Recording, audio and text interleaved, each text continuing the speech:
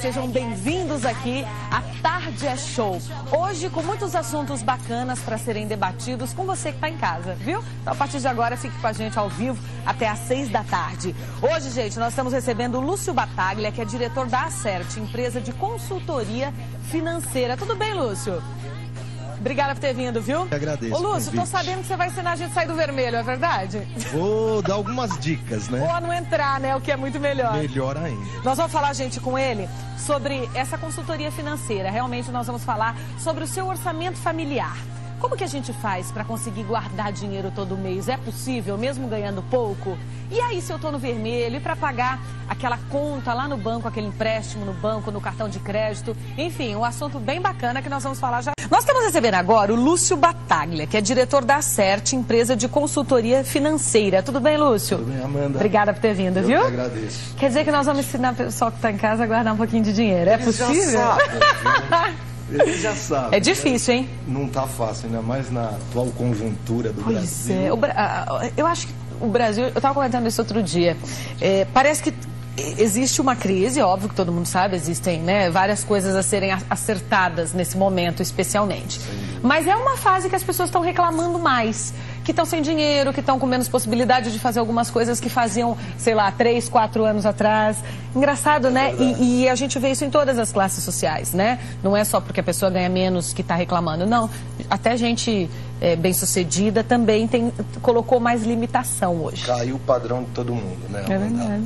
A qualidade de vida do brasileiro realmente está comprometida.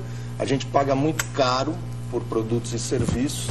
Se você fizer uma comparação dos produtos que hoje, com a globalização, você tem no mundo inteiro, no Brasil, devido a uma série de circunstâncias, você paga mais do que lá fora e a gente ganha menos do que a média do primeiro mundo, vamos dizer assim, né? Porque existe um mercado também inferior ao nosso, mas tá difícil. Dá para guardar dinheiro? A gente tenta, o brasileiro é malabarista, né, por natureza. Então, a ideia é, primeiro, ter um orçamento. É importante ter um orçamento, nem que o ideal você tem hoje ferramentas bacanas, tipo uma planilha de Excel, uma coisa simples, mas que seja num papel de pão. Tá. Você tenha conhecimento dos teus custos. Eu ouço muita gente falar, eu tenho trauma de pegar meu extrato do banco. Mas aí você vai ter um problema maior lá na frente. Se ficar então, sem, né? Você precisa ter conhecimento dos teus custos, saber classificar os teus custos e encaixar na tua receita, né? O limite da gente é a nossa receita. As pessoas físicas, eu, você, nossos nossos telespectadores, somos todos empresas. Então a gente tem uma receita que normalmente é nosso salário, e a gente tem que encaixar nossos custos nisso. E tentar, sim, se possível, fazer com que sobre alguma coisa. Mesmo que for pouco, mais para... Poupar pelo menos 20% ao mês da nossa receita seria o ideal. Não é fácil, principalmente quando você já está numa situação de dívida e a coisa é diferente.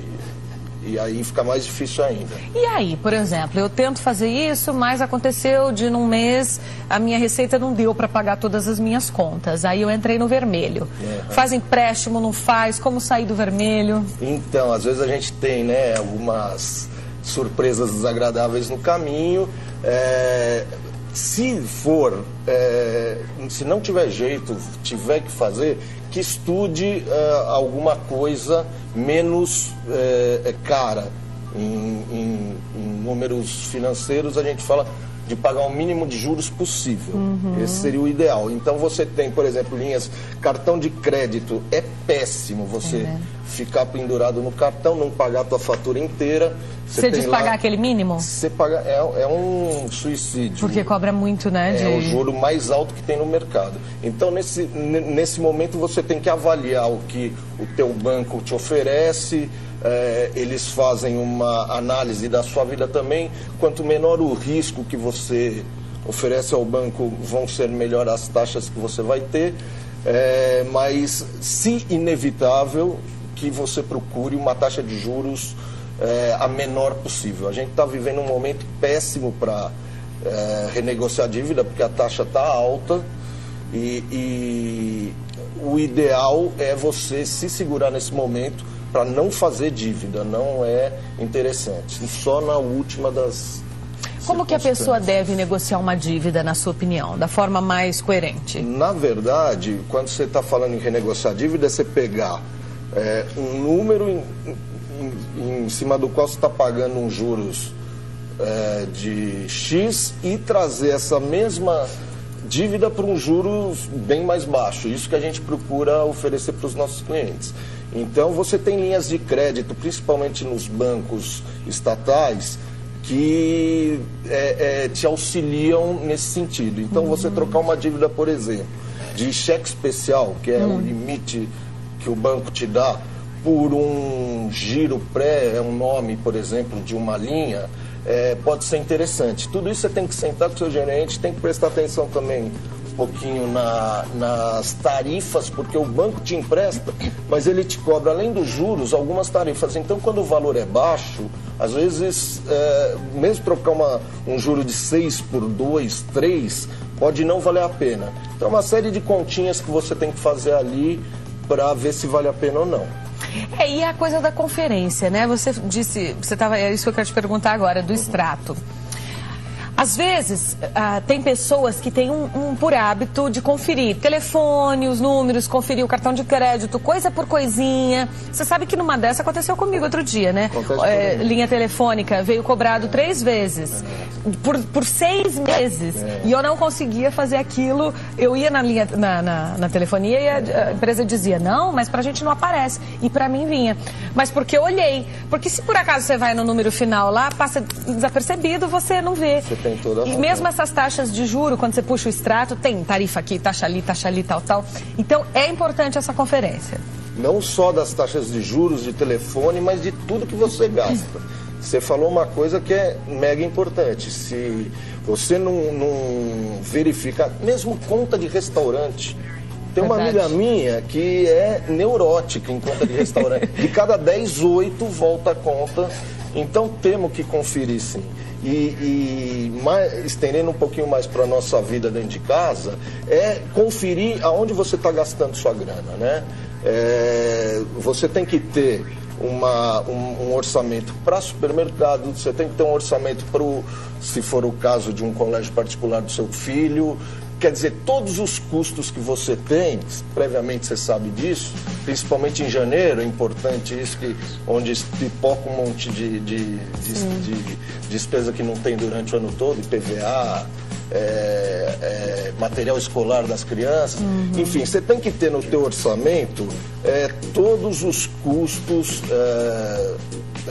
previstos. E é legal depois você fechar um mês, a ideia é essa. Repito, um Excel facilita, mas um pedaço de papel já resolve o problema. Você vê se o que você tinha orçado foi efetivado. Se não foi, buscar corrigir isso para que teu salário chegue até o fim do mês. E o que cortar? Na hora da gente pensar, poxa, tem que cortar custo. Aí você começa a fazer na planilha, né? Eu pago isso por mês. O que cortar? Tem hora que é difícil cortar coisa, hein? E é difícil até de dar uma sugestão, porque cada um tem suas necessidades até, né? Mas tem que... O importante é encaixar teu orçamento nos teus recebimentos. Senão você vai abrir um buraco. Esse buraco, no Brasil principalmente, vai crescer porque juro aqui é um absurdo. São os maiores do mundo. Então não é legal ter conta descoberta, nem cartão sendo pago no mínimo ou... não dever para banco é sensacional. E não tem muita outra opção, né? Ou você faz o empréstimo do banco ou do cartão, vai pagando o mínimo, que você diz que é um horror, não pode de jeito nenhum. É melhor talvez você ir na sua gerente e falar, eu preciso de tantos reais para cobrir aquela dívida, e aqui eu estou adquirindo uma dívida com juros 4 vezes menor. É importante lembrar aquilo que eu falei também, olhar a tarifa, porque às vezes a análise só se o valor for grande, normalmente essa negociação vai te trazer benefícios. Mas se for uma dívida pequena, nem sempre isso vai valer a pena. Analisar caso a caso. Você, enquanto consultor financeiro, qual é a sua opinião sobre o financiamento, então, seja de carro, de casa, né, um apartamento novo? Porque muita gente diz assim, poxa, mas se eu esperar sobrar dinheiro para comprar um carro, não compro nunca.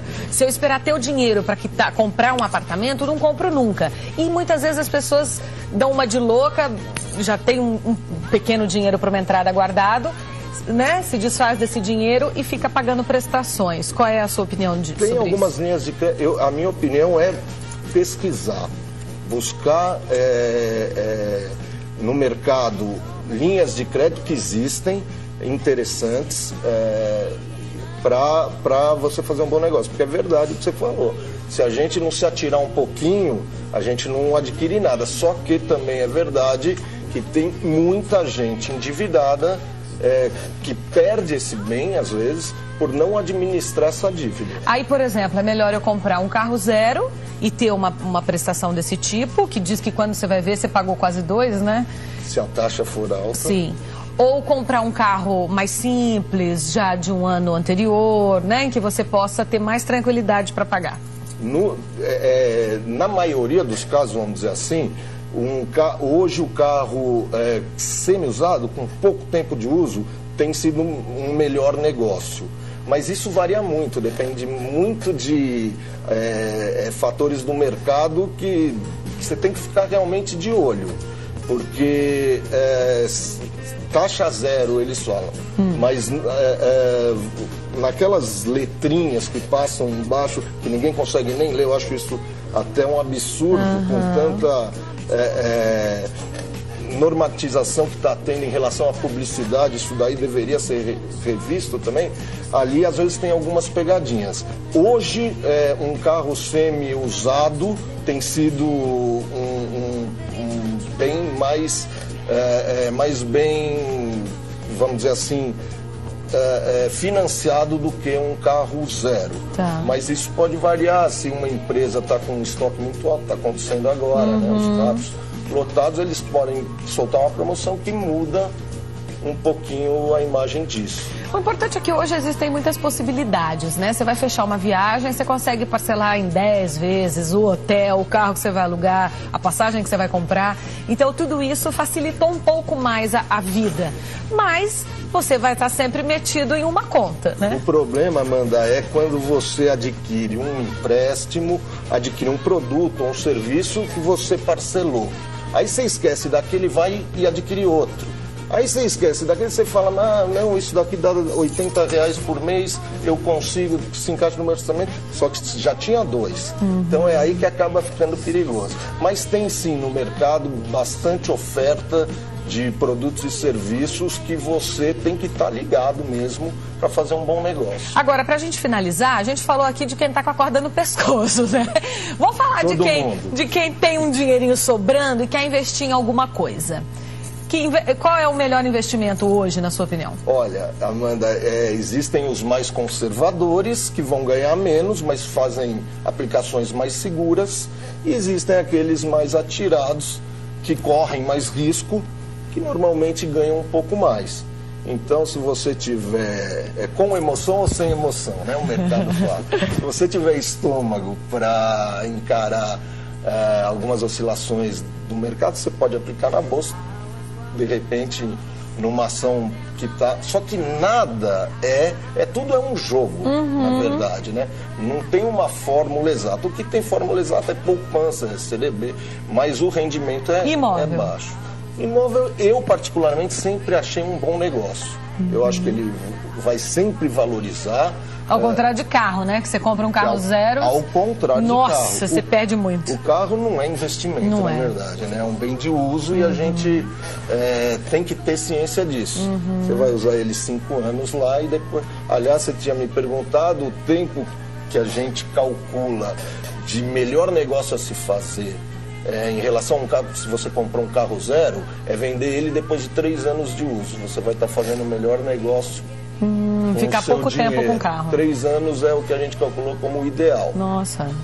É. É mais ou menos isso. Olha, gente, eu recebi o Lúcio Battaglia, diretor da Acerte, né, consultoria financeira. O contato dele, o e-mail é lucio.battaglia, com 2 T's, @uol.com.br, e o site da Acerte é www.acerte.com. Muito obrigado. Obrigada, viu, querido? Obrigadão. Eu Adorei. que agradeço. Intervalo rapidinho. Até já.